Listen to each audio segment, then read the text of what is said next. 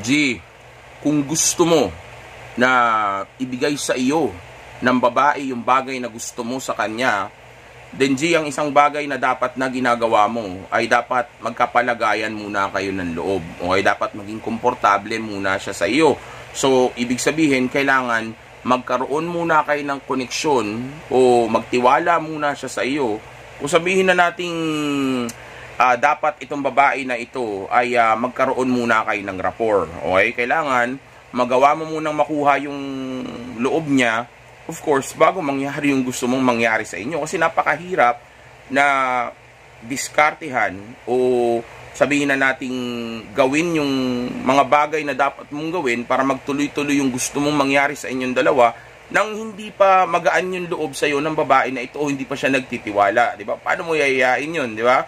Paano mo didiskartehan yun? Paano mo gagawin yung mga bagay na dapat mong gawin para mag-init yung sitwasyon? Di ba? Kung hindi pa siya tiwala sa iyo. At ang isang bagay, actually, para mangyari yung bagay na yan o para magawa mo na mapagaan yung loob ng babae, ay walang iba nga kundi yung pag-build mo nga ng rapport, okay? At para makapag-build ka ng rapport, ang isang payo ko sa'yo na pwede mong gawin ay walang iba kundi yung sabihin na nating roller coaster of emotions, okay? Yung pagbigay mo sa kanya ng positive at negative na emosyon, okay? Bagay na actually kinakaadikan nila palagi sa mga musika, sa teleserye, 'di ba, mga pelikula. Okay, dahil nga nabubuhay nito yung emosyon nila, okay? So ibig sabihin, kung magagawa mo 'to sa kanya, hindi lang basta gagaan ang loob niya sa iyo o basta mapapalagay yung loob niya sa iyo o magiging konektado kayo, kundi malaki ang tsansa na ma-obsess o magustuhan ka pa nito ng todo. Okay, kumbaga mabaliw ito sa iyo kasi nga yung bagay na kinakaadikan niya sa ibang mga bagay like soap opera, like teleserye, like movies or musika, okay, yung bagay na yon, yung pagtaas at pagbaba ng emosyon na nararamdaman niya na yon ay nakukuha niya sa iyo. Di ba? So, ibig sabihin, kung yung bagay na hinahabol-habol niya o inaasam-asam niya ay nakukuha niya sa iyo at sabihin nating ang gusto mo na maging kapalit nito o sabihin nating ang magiging goal mo lang o gusto mo ma-achieve dito para maranasan niya sa iyo yung kinakaadikan niya ay yun nga, okay, yung ibibigay sa iyo ng babae, okay, then of course malaki ang posibilidad na mangyari ito, di ba? No-brainer na yun, di ba? Kasi nga baga, gusto ko niyang kasama, gusto ko niyang kausap, napapalagay na yung loob niya sa iyo, okay? So sa moment na mag-attempt ka na gawin niyo na yung dapat niyong gawin, okay? Then ang mangyayari niyan, ibibigay niya sa iyo ito na mas madali dahil magaan na nga yung loob niya sa iyo, okay? And also at the same time, itong babae na ito ay magkakaroon din siya ng parang understanding subconsciously na kumbaga bakit ako tatanggi, masaya naman ako sa kanya. Baka mamaya ma-turn off pa ito o mawala ng gana sa akin, siya pa yung mawala sa akin. Sayang masaya ako sa kanya. Okay? Ngayon, paano gawin itong bagay na ito? Itong itinuturo ko ngayon o mini-mention ko ngayon sa inyo na pag-build ng rapport o matinding koneksyon o yung para mapalagay yung loob ng babae sa iyo. Well, actually, ang isang bagay na pwede mong gawin, di ko man maturo sa inyo lahat dito sa video na ito, pero isang bagay na pwede nyong gawin ay yung pagbawi mo ng salita mo mula sa negatibo papunta sa positibo. Okay? Kumbaga, may konting push-pull. Okay? Yun ang gagawin mo sa kanya. At gagawin mo ito gamit lang ang sentence. O, di ba ganun kadali? Verbal game lang. Pananalita lang. Okay? Yan lang yung gagawin mo dyan. Hindi ka masyadong... Well, merong ibang mga game na pwede mong i-apply na may kasamang physical. Okay? Pero again, sa video na ito, hindi ko maituturo lahat yan. Okay? So, sa ngayon, ang maituturo ko lang ay itong verbal. Kaya kapag sabihin nating inattempt nyo o sabihin nating sinubukan nyo itong bagay na ito, make sure na magagawa nyo ito ng maayos. Kumbaga, maayos yung pananalita, yung body language, yung boses, di ba? Tama lang, suabe. Tapos, romantic. Okay, pero depende pa rin yan sa bibitawan mong salita. Kasi again, gaya ng sabi ko kanina, may push-pull ito. Okay, when you say push-pull, yan yung magpa-positive ka nga at negative. Kumbaga, magpe-pursue ako ng konti, tapos babalik na naman ako. At di natin to gagawin physically. Gagawin natin ito sa pananalita lang. Like for example, ganito. Gusto mong sabihin sa kanya na, na tao dito, makulit siya. Okay, pero ayaw mo sabihin ng directly dahil baka ma-offend o baka iba yung dating sa kanya. So, kung gusto mo na mangyari ay may push-pull, kumbaga may paramdam, okay? Para may maramdaman siya na negative at positive, okay? Kumbaga, para maging playful ng konti yung, yung conversation niyo. Then, ang gawin mo nga ay sabihin nating, lagyan mo ng positibo yung negatibong sasabihin mo. Like, for example, makulit nga siya. Sabihin mo, pambihira din talaga yung kakulitan mo, no? Ibang klase. Okay, gano'n, di ba? Pambihira yung kakulitan. 'Di ba? Kasi nakukulitan ka sa kanya. So pwede mo sabihin pambihira din talaga yung kakulitan mo, 'di ba? Like for example, pinipilit ka niyang tanungin tungkol sa mga bagay na ayaw mong sagutin. So pwede mo sabihin niya, sabi mo, ibang klase rin talaga, pambihira yung sobrang kulit mo na ugali, no? Siguro ganyan din yung ganyan din yung mga taong kasama mo sa bahay. 'Di ba? Pwede mong ganunin. Ngayon, makokonsensya siya. Makulit ba ako? Hindi ka nakakahiya na, 'di ba? Na ganito yung ipinapakita ko, nalalaman niya tuloy kung anong klaseng background mayroon ako, anong klaseng pamilya mayroon ako, anong kultura mayroon ako, nakakahiya naman. So, dun pa lang, medyo naliliit na siya, pero nasasabi mo ito ng maayos, and also at the same time, na magagawa mo na mapalagay yung loob niya sa iyo, kasi nga, playful lang yung banter mo sa kanya. Okay, kumbaga, hindi ka naman masyadong, nagpapakabeta o masyadong nagsasayaw unggoy o nag-entertain sa kanya, pero playful yung banter. Kumaga playful yung attack, yung yung approach mo sa kanya, hindi yung ang kulit mo naman sobra. Bakit ka ba ganyan? Hindi ganoon, di ba? Parang tumigil ka, ang kulit mo. Di ba? Parang gano'n, kaya ang kulit mo naman. O, hindi ganoon. Okay, instead, yung kakulitan niya lalaruin mo. Di ba? Parang tinatanong niya pa rin sa'yo, bakit nga gano'n? Ba't nangyari yung gano'n? Sabi mo sa kanya gano'n. Ibang klase rin talaga yung kakulitan mo. Talagang hindi ka titigil hanggat hindi mo nakukuha yung sagot mo. Well, sa totoo lang, ayoko nang pinipilit ako. Ayoko nang kinukulit ako na sagutin ang isang bagay na ayaw kong sagutin. Okay? Pero kahanga-hanga yung kakulitan mo. Ibang klase, ibang level. Anyway, iba na lang pag-usapan natin. Okay, ganon. Okay? Kumbaga, instead na direktahin mo siya sabihin nating instead na direktahin mo siya o sabihin mo sa kanya ng direkta yung reklamo mo sa kanya, bagay na pwedeng mag-iba ng emosyon niya o ng mood ninyo, na pwedeng magsira ng date ninyo, okay?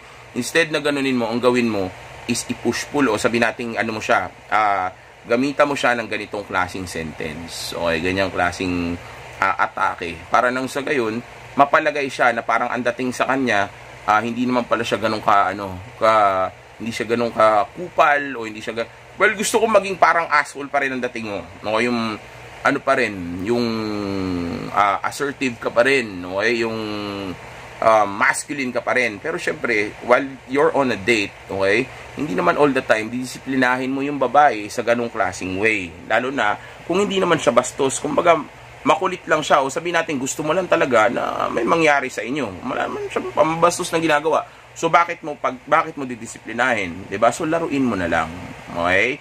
So, ganun lang. Well, hindi naman kailangan na maging ikaw lang yung palaging nagre-react sa gagawin niya. Like for example, pag nagtanong siya tsaka sasagot ng ganon.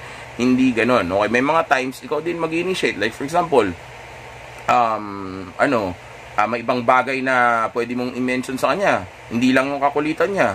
Yung sabihin nating maaring yung yung itsura niya. Okay? Sabi mo sa kanya, ito, pambihira din yung storya ng buhay mo, no? Kaso, nag-aalala at naghihinala na ako ngayon kasi parehong-pareho kayo halos ng storya ng naging ex ko na iniwang ko noon. So, sa mga moment na ito, medyo, na ako, kung sabihin yun mga moment, basta sabihin mo lang, so, ngayon, parang naghihinala na ako. Ganun ka rin ba? Tanungin mo siya. Tapos, tingnan mo siya ng mata sa mata, okay? Para nang sa gayon ay makaramdam siya ng konting hiya, okay? Pero at the same time, sa moment na yun, nakakapag-create ka na ng rapport kasi nga, sinabi mo sa kanya na, na pambihira yung storya niya, yun nga lang, naghihinala at nag-aalala ka na tuloy ngayon kasi nga, parehong-pareho sila ng storya ng dating ex mo na hiniwalayan mo noon. Okay? So, doon may connection na yun kasi pareho pala kami ng ugali nung ex mo. Tapos, syempre gagaan yung loob niya kasi nasabi mo na pambihira yung storya niya. Okay? Kumbaga, okay yung storya niya. Pwede mo sabihin, ang ganda ng storya ng buhay mo, no? Yun nga lang, nakakatakot kasi, yun nga lang, nag-aalala ako kasi yung storya ng buhay mo, pareho ng ex ko na iniwan ko noon. So, mag-aalala ngayon siya na parang, may alam ba to, di ba? Parang, ano ba to, alam na kaya nito kung anong klaseng babae ako, di ba? O dapat yata galingan ko kasi ganun pala yung dating babae niya. So actually, may impact din siya na ang magagawa nito sa babae ay siya pa ngayon yung mag-chase o magpe-perform o mag-entertain sa iyo the whole time na magkasama kayo. Kasi nga, ang dating nun sa kanya, kung ganun yung dating ex niya, tapos siniwalayan niya at pareho kami ng ugali nun, then malaki ang chance na baka ma-disappoint to sa akin. So, dapat galingan ko para hindi ako maging katulad ng ex niya. Okay, so, mag-build ng rapport, mag-create ng strong na connection sa babae. Okay? At para mangyari ito, ang isa sa mga makakatulong sa inyo ay walang iba kundi yung paggamit mo ng verbal skills mo o verbal game mo o yung mouthpiece mo. Okay?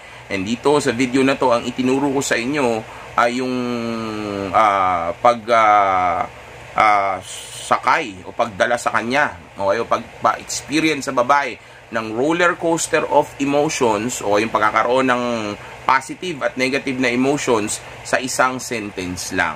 Okay? Paggamit ng salita o paggamit ng isang sentence lang, okay, na kumbaga ay napaka-powerful at napaka-effective. Yun lang, isang sentence lang. Okay, wala kang ibang gagawin dito. O wala kang ibang matututunan dito sa video na ito kundi yun lang. Pero marami kang ibang pwedeng gawin na ituro ko na sa inyo before o pwede ko pa ituro sa inyo sa future. Pero dito sa video na ito, of course, hanggang dito lang muna tayo. Okay, para wag nang humaba pa ng masyado. Pero sa susunod, tuturuan ko pa kayo ng maraming game. Okay, pero sa ngayon, verbal game muna tayo. Okay, kung para malaman nyo lang kung ano yung mga para alam nyo lang kung paano mag-create ng rapport nang hindi ka nagsasalita ng napakahaba o wala kang ginagawang iba o hindi mo kailangan mag-exert ng sobrang effort. Okay, dito rapport na kaagad yan. Meron na kaagad kayong connection dyan pagka nagawa mo to ng maayos kapag kausap mo yung babae. Di ba? Parang sabihin mo sa kanya na ang sarap mo rin kasama minsan no? Sakit ka nga lang ng ulo madalas. Di ba? Parang gano'n. Babawiin mo lang. Okay? Pero lahat ng mga sinabi ko dito, wag yung puro yun lang yung gamitin ninyo. Mag-create kayo ng inyo. Mag-create kayo ng mga sentence na pwede nyong gamitin. Kabisyaduhin ninyo. Okay? Gumawa kayo ng cheat-sheet nyo. Okay? Para pagka may kasama ka ng babae at kausap mo na siya, hindi mo na kailangan hindi ka na mag-iisip o mabablangko pa. O sabihin nating mahihirapan na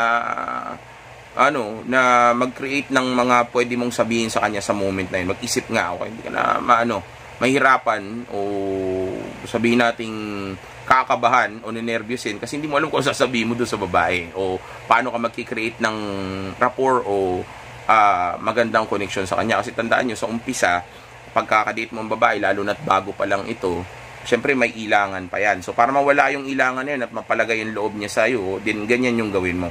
Magkaroon ka ng, ng playful na banter. Okay, minamadali ko na kasi lobat na yung phone ko. Okay, so totoo lang, kung mapapansin niyo dito sa video na to, may dalawang cut siguro. Okay, kasi nga, nalolobat ako. Hindi ko napansin. Kasi I just finished coaching kaninang madaling araw. Ngayon, habang nire-record ko to, 7 AM ngayon. Okay? So, yeah, hindi ko na-charge yung phone ko. Nag-rest ako. Okay, pag-rest ko, pag-gising ko, nag-record na kagad ako ng video para nang sa gayon, pag nilabas ko to mamaya, tsaka ako nalang babawiin yung tulog ko. Diba? Time management. Okay? I-organize nyo yung oras ninyo. Okay? Walang excuses. Kahit na matulog ka pa, ng paputol-putol, basta ang importante, kung makuha mo 8 hours na yon o medyo mahaba naman yung tulog, pwede na yon. Kumpletuhin mo lang yung tulog mo. Basta importante, sabihin natin, natapos mo rin pati yung mga dapat mong gawin. Katulad ng ginawa ko ngayon. No, diba? Yun nga lang, nakalimutan kong i-charge. Okay? Kaya lowbat na yung phone ko. And kaya pinapaiksi ko na lang yung video. And kung mapapansin ninyo, inaano ko na nga lang, minamadali ko na. Okay? So, yeah. Ganun lang yun. Okay? So, gamitin nyo tong linya na ito. Aralin ninyo ito para huwag kayong mablangko. And also at the same time, para mapadali yung mga trabaho ninyo para ma-achieve o makuha ninyo kaagad yung bonus na ibibigay sa inyo ng babae. Pero again, hindi nagtatapos yan dito lang. Marami kayong dapat matutunan. May mga video na rin ako na nilabas dyan. Okay?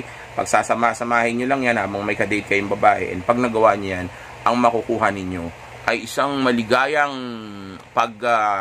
pagsasama sa mga oras na kasama mo ang babae na ito. Again, unahin ng grinding purpose, pag-abot sa tunay na potensyal, at laging tandaan na safe X is the best X. Ingat!